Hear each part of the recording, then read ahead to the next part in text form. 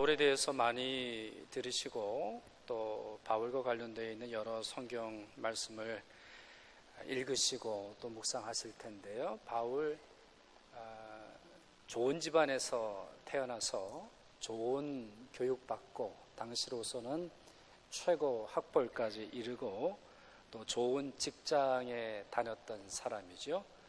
또 사회적으로는 큰 권세를 가지고 있어서 이 당시의 이름은 이제 사울이 되겠습니다만 이 바울이 사람 생명 살리기도 하고 죽이기도까지 하는 그러한 위세를 누렸던 사람입니다. 그러한 사람, 잘 배우고 또 집안의 배경이 좋고 또 사회적으로 성공한 이 사람이 예수님까지 믿고 구원을 받았으면 참 얼마나 행복하게 살았겠습니까? 모든 것이 요즘 우리식으로 말하면 성공한 자의 삶의 모습을 살았던 어떤 그러한 살았다 할지라도 누구 하나 비난하거나 또 누구 하나 무시할 수 없는 그러한 삶을 살았습니다. 그러나 우리의 예상과는 달리 이 바울은 그렇게 수월한 삶을 살지를 못했습니다. 그의 삶에는 고난과 고통과 아픔과 또 손가락질이 늘 따라다녔는데요. 고린도후서 11장을 보면 그가 받은 고난의 삶을 이렇게 요약하고 있습니다. 여러분 슬라이드를 한번 보시겠어요? 내가 수고를 넘치도록 하고 옥에 갇히기도 더 많이 하고 매도 수없이 맞고 여러 번 죽을 뻔하였으니 유대인들에게 40에서 하나 감한 매를 5번 맞았으며 3번 태장으로 맞고 1번 돌로 맞고 3번 파산하고 일주야를 깊은 바다에서 지냈으며 여러 번 여행하면서 강의 위험과 강도의 위험과 좀 중략하고요. 거짓 형제 중에 위험을 당하고 또 수고하며 애쓰고 여러 번 자지 못하고 줄이며 목마르고 여러 번 굶고 춥고 헐벗었노라. 이렇게 그가 고백을 하고 있습니다. 이것은 그렇다고 치죠. 당시는 기독교가 핍박받는 종교였기 때문에 로마로부터 유대인으로부터 또 다른 종교인으로부터 손가락질과 핍박을 받는 것 당연하다고 치죠. 그런데 바울은 이와 같은 외적 고난뿐만 아니라 내적 아픔도 많이 겪었던 사람입니다. 여러분 저를 비롯해서 모든 목회자들, 지금의 목회자들, 과거의 목회자들 다 한 마음이겠습니다만 아무리 힘들고 어려워도 교회가 부흥하고 교회에 성령께서 역사하시고 또 여러 성도들이 기도로 하나가 될 때 그 어떤 고난이나 어려움도 크게 낙심되는 법이 아닙니다. 그러나 이 바울은 외적으로도 핍박을 많이 받았고 내적으로도 많은 고난을 겪었던 그런 사람입니다. 그럴 만도 한 것이 이 바울은 예수 믿는 사람을 죽이려고 했던 사람 아닙니까? 그리고 이 바울로 말미암아 스데반이 순교를 하게 되는 그런 일을 겪었기 때문에 이 바울에게는 늘 꼬리표처럼 따라오는 과거의 경력이 있었습니다. 과거에 어두웠던 경력, 또 과거에 잘못된 신앙의 열심이 그를 괴롭혔는데 그 괴롭힘을 가중시켰던 교회 중에 하나가 고린도 교회입니다. 고린도 교회. 이 바울은 고린도 교회를 설립한 사람이고 오랫동안 목회를 했고 또 바울과 함께하는 동역자들이 오랫동안 이 교회에서 사역을 했던 그런 교회입니다. 그러니까 고린도 교회는 바울과 뗄래야 뗄 수 없는 그러한 교회였는데 이 교회에 문제가 발생을 하게 되죠. 교회에 서로 분쟁을 하게 되고 동성연애자들 또 잘못된 간음을 저지르는 자들, 경제적으로 문제가 있고 예배를 함부로 드리고 영적인 무질서로 교회를 자꾸만 빠져나게 하는 사람들이 발생하기 시작을 합니다. 그래서 바울이 그들을 권면하죠. 때로는 훈계하고 혼내기도 했어요. 그러자 고린도 교회 상당수의 교인들은 들고 일어나서는 바울을 모독하고 바울의 가르침을 무시하고 더 나아가서 바울은 사도가 아니다. 바울은 사도가 아니야. 바울 같은 사람 굳이 따를 필요 없고 바울과 같은 사람의 편지나 그가 전한 복음을 들을 필요가 없다.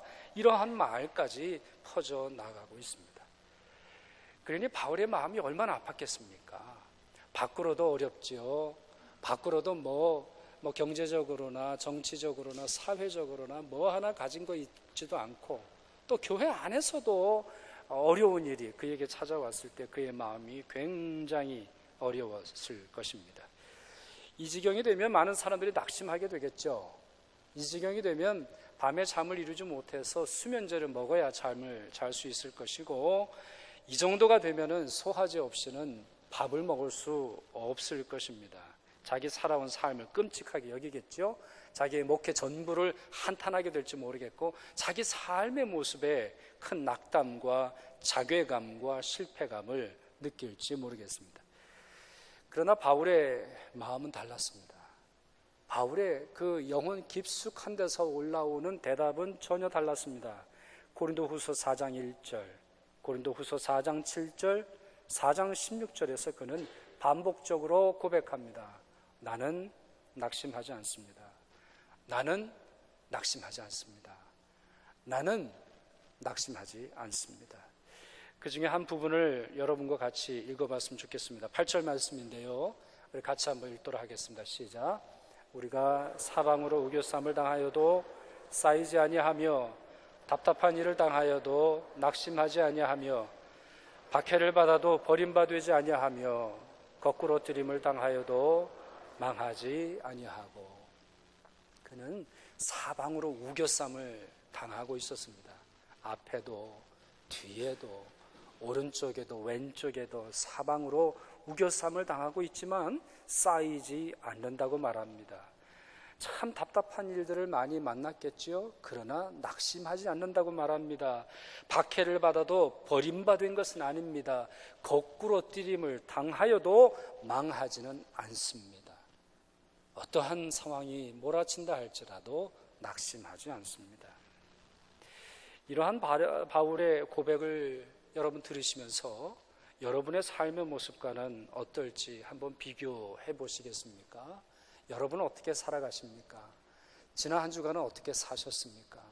지난 한 주간 혹시 낙심하신 분은 안 계십니까? 여러분, 우리가 바울보다 더 심한 고통을 겪고 있습니까? 우리가 교회 예배를 드리고 나갈 때 우리 차가 깨져 있는지, 또 우리 차에 누가 낙서했는지, 그리스도인이기 때문에 누군가 핍박하는지 우리가 두려워합니까? 과거에 감리교 교인들이 많은 핍박을 받았었는데 그들이 매번 예배를 드릴 때 부르는 찬양이 있습니다.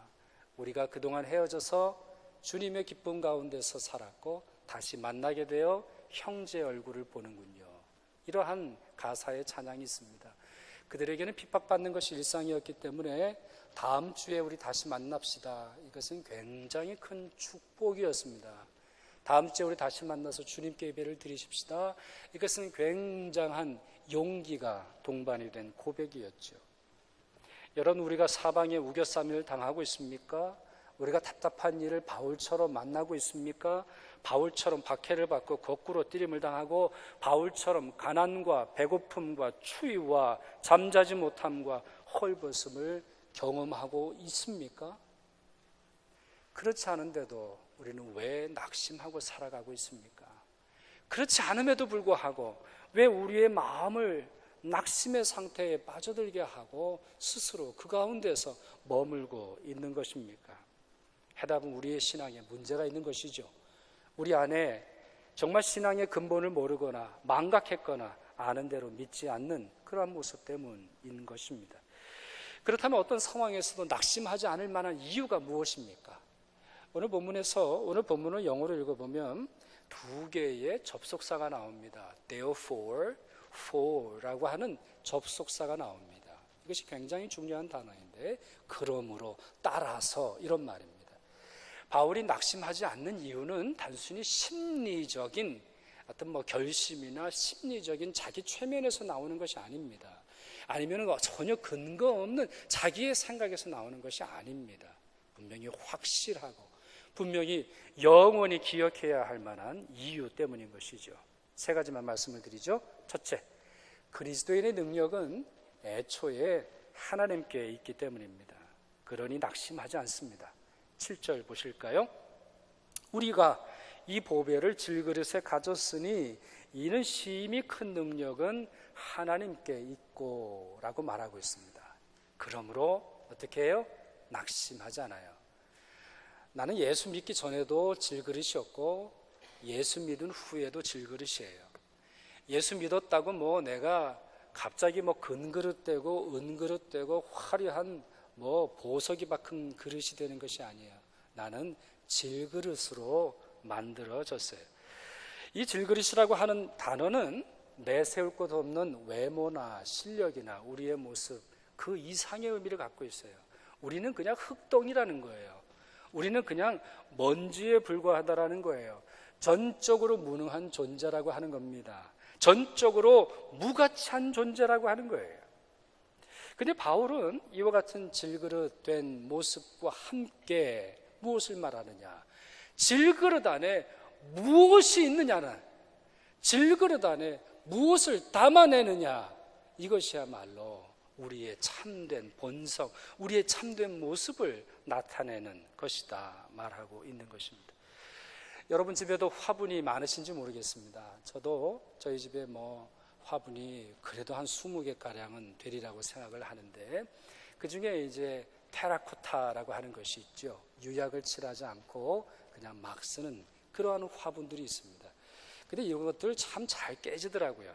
뭐 충격에 깨지기도 하고, 어떤 경우에 있어서는요, 식물이 좀 커서 뿌리가 많아지면 그 뿌리 때문에 깨집니다. 그 정도로 약한 것이 이 질그릇인데, 소중한 것은 무엇이냐? 그 안에 하나님께서 거하신다, 이렇게 우리에게 가르쳐 주고 있습니다. 이것은 매우 큰 축복입니다. 혹시 여러분 중에 나는 왜 이렇게 생겼을까? 또 왜 내 삶은 이럴까? 왜 내 집은 이럴까? 염려하는 분이 계시지 않나 모르겠습니다. 여러분, 하나님이 천지를 창조하실 때 한번 모습을 기억하시면 좋겠어요. 하나님은 천지를 창조하실 때 말씀으로 창조하셨죠. 빛이 있으라 물을 향해서 명령하시고, 또 어둠을 향해서 명령하시고, 또 동물들을, 세상의 식물들을 명령하셔서 창조하셨습니다. 그러나 유독히 사람만, 그 중에서도 하나님의 백성들에게만 하나의 축복을 더하셨습니다. 바로 하나님이 그 안에 머무시는 것입니다. 단순히 빚으시고 만드시고 창조하시는 것에 그치지 아니하시고 하나님께서 그 안에 머무시는 축복을 주고 계시는 것이지요. 그래서 그들이 비록 나약하고 쉽게 병들고 쉽게 실망할 수밖에 없는 존재로 살아간다 할지라도 궁극적인 힘과 소망이 되어주시는 것이죠. 힘들고 어려울 때 자기 처지만을 보면 질그릇밖에 안 보입니다. 자기의 육신을 바라보면 질그릇밖에 안 보이죠. 여러분의 통장의 밸런스를 보면 질그릇밖에 안 보입니다. 여러분 주위에 있는 많은 사람을 본다 할지라도 질그릇밖에 보이지 않아요. 문제는 영의 눈이 열려야 하는 것이죠. 그 안에 거하시는 하나님, 질그릇과 같은 우리 안에 머무시는 하나님, 때로 우리의 죄와 우리의 실수와 우리의 잘못으로 인해 생겨난 일까지도 실어버리지 아니하시는, 우리와 영원히 함께 하시는 주님을 바라보시기를 바랍니다. 이와 같은 믿음은 때로 우리로 하여금 매우 신비한 역설로 나아가게 합니다. 그것은 다른 곳에서도 찾아볼 수 있는데요, 여러분 선물을 받으면 포장지를 뜯지 않습니까? 포장지를 뜯어야 그 안에 있는 선물을 볼 수 있는 법입니다. 과일을 먹을 때 어떻게 먹습니까? 수박을 먹을 때 어떻게 먹습니까? 겉에서부터 파먹습니까? 아닙니다. 겉을 쪼개야 속이 드러나는 법입니다. 기름을 어떻게 짭니까? 짓이기고 부숴야 그 안에 있는 기름을 짜는 것입니다. 호두가 아무리 맛있고 건강에 좋다 할지라도 그 안에 있는 껍질을 깨야 그 안에 있는 속을 드러내는 법입니다. 질그릇은 내가 깨져야 내 안에 계신 하나님이 드러나는 법도 있는 것입니다. 그러므로 성도는 때로 행복하고 기쁘고 성공하고 부자로 살아가고 모든 일들이 평안할 때 하나님께 영광을 돌릴 뿐만 아니라, 때로는 전혀 그것과 다른, 건강하지 못하고 때로는 실패한 것처럼 보이고 잘 되는 사업을 빼앗기기도 하고 건강했던 육체에 큰 질병이 걸린다 할지라도 그 안에 거하시는 보배처럼 빛나시는 주님으로 인해 만족하고 기뻐할 수 있는 것입니다. 그러므로 성도는 행복하든지 세상 사람들이 불행하다고 말하든지 낙심하지 않습니다. 11절에 이렇게 바울이 말하고 있지 않습니까?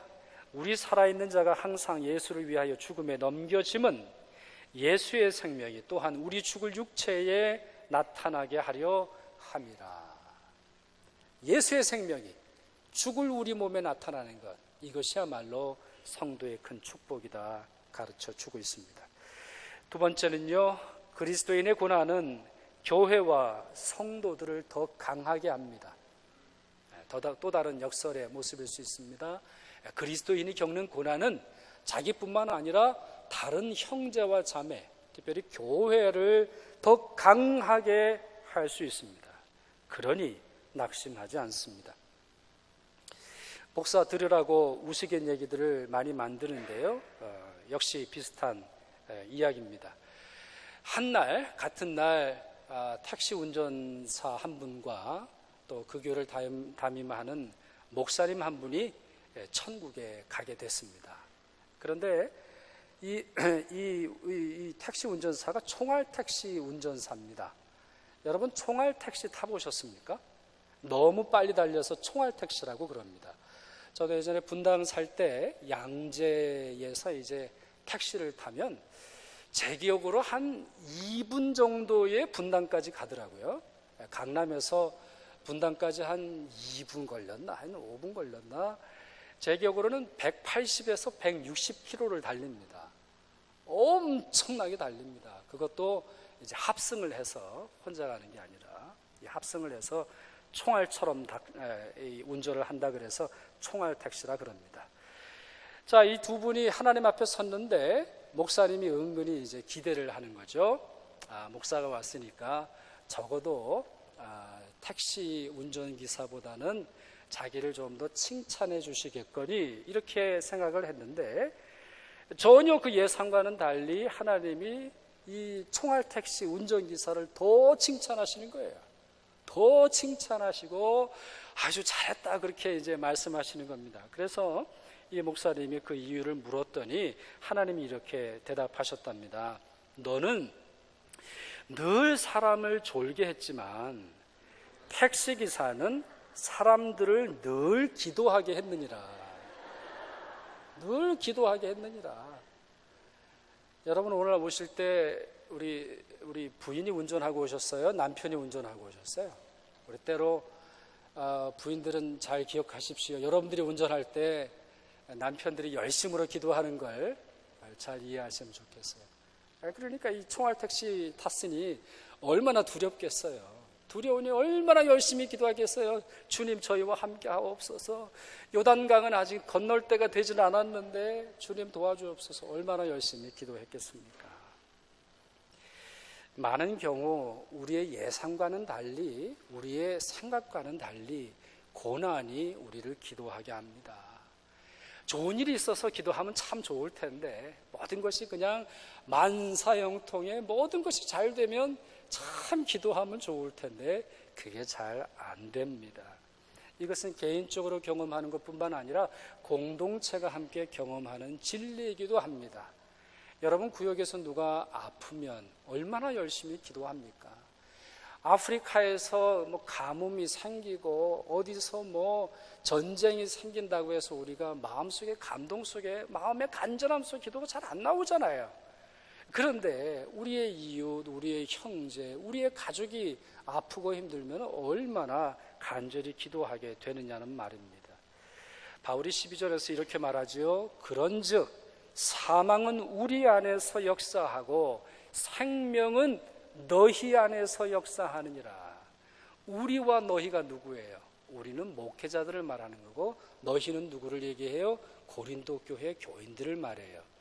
지금 이 관계가 좋지 않았다고 말씀을 드렸죠. 설교 서두에서 모함하고 사도가 아니라고 말하고 편지를 보내면 잘못된 말들을 퍼뜨리는 그와 같은 성도들을 향해서도 같이 말하는 거예요.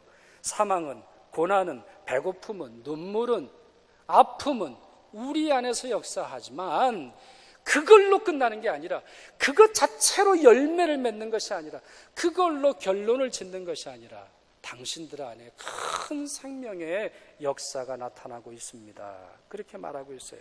15절에서도 이렇게 말하고 있죠. 이는 모든 것이 너희를 위함이니. 여기서 말하는 이라고 하는 이것, 이 지시대명사는 죽음과 부활, 고난과 하나님의 도우시는 모든 총체적인 역사를 말하는데, 이 모든 것이 여러분을 위한 것입니다. 교회를 위하는 것입니다. 저희가 힘들지만 교회를 통해서 하나님께서 놀랍게 역사하실 것입니다. 말하고 있는 것입니다. 그리고는 계속 이렇게 말하죠. 많은 사람의 감사로 말미암아 은혜가 더하여 넘쳐서 하나님께 영광을 돌리게 하려 함이라. 이 모든 것의 결론이 바로 교회를 통한 하나님의 영광이 있다 말하고 있는 것입니다. 이런 일을 저도 최근에 많이 경험합니다. 늘상 경험을 합니다. 제가 아프니까 성도님들께서 더 열심히 기도하시는 것을 듣습니다. 어떤 분은 저에게 오셔서 그러세요. 자기가 한 번도 일생에 태어나서 기도를 안 했는데 최근에 기도를 하신답니다. 태어나서 처음으로 기도하신대요. 제가 아프기 때문이라는 거죠. 그래서 조금 더 제가 아프면 그분이 더 열심히 기도하실지 아니면 낙심하실지 그거는 제가 잘 몰라서 그냥 주님께 맡기고 있습니다. 어떻게 생각해 보면 택시 운전기사보다는 제가 조금 낫지 않나 그런 생각이 드는데, 여러분, 이런 은혜가 비단 저만의 문제이겠습니까? 저만의 경우이겠습니까? 목사의 경우이겠습니까? 아니지 않습니까? 우리가 형제가 어려울 때 더 합심하여서 기도가 나오지 않던가요? 교회에 누가 고통을 겪고 있을 때 공동체가 하나로 기도하고 공동체가 더 하나님의 영광을 위해서 나가지 않던가요? 그러니 내가 어려운 일을 당하긴 해도, 내가 낙심되는 그러한 일을 겪는다 할지라도 함께 하나님의 선을 이루어 나갈 수 있다는 점을 이해하고 우리는 낙심하지 말아야 하겠습니다. 세 번째로, 고난은, 어려움은, 역경은, 아픔은, 눈물은 우리로 하여금 더 가치 있는 것, 더 중요한 것, 영원한 것을 향해 소망하도록 합니다. 그러므로 우리는 낙심하지 않는 것이죠. 15절에서 18절까지 바울은 매우 중요한 영적 사실을 가르쳐 주고 있죠. 나의 겉사람은 낡아지고 있다. 그럴만하죠. 그렇게 고난을 받았는데 그의 피부가 성하겠습니까? 그의 손이 성하겠습니까? 그의 발이 성하겠습니까?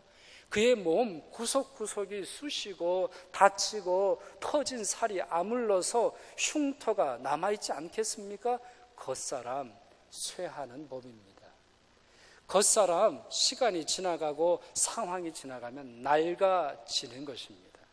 그러나 속사람은, 다시 말해서 내면의 영성은, 하나님을 바라보는 소망은, 하나님께서 역사하심을 믿는 믿음은, 주의 나라를 기다리는 소망의 능력은 더 강해지고 더 새로워진다 말하고 있지 않습니까?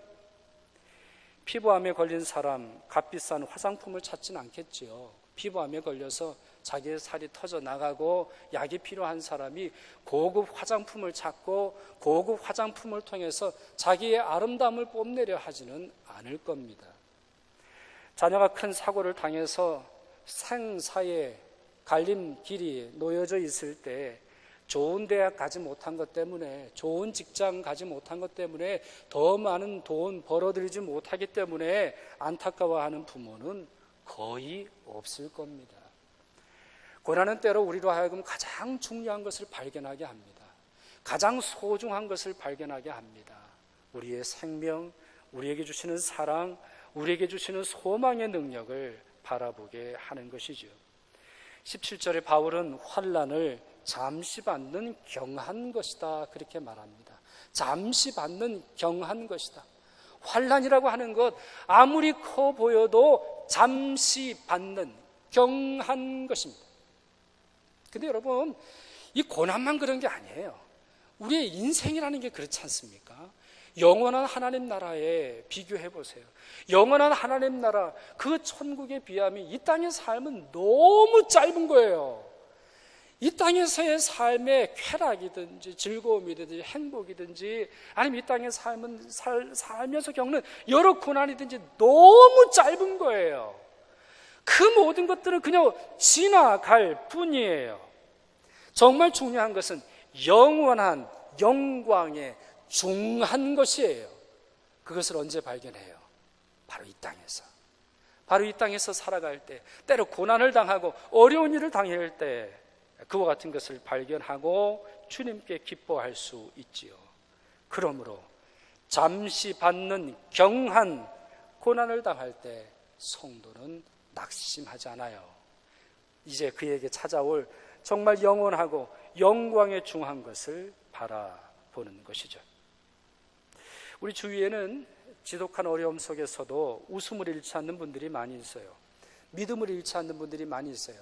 고난이 찾아오고 어려운 일이 있고 또 평생 그와 같은 고난 속에 살아간다 할지라도 소망을 잃어버리지 않는 그런 분들이 있어요. 송명희 시인이라고 하는 분이 그 중에 한 분이세요. 이분이 여러 시를 지어서 또 많은 찬양도 만들었는데 내 마음에 노래가 있으니 이러한 시가 있습니다. 제가 주보 일면에도 소개를 했는데요. 송명희 씨가 시를 짓고 민남일이라고 하는 분이 곡을 만들었어요.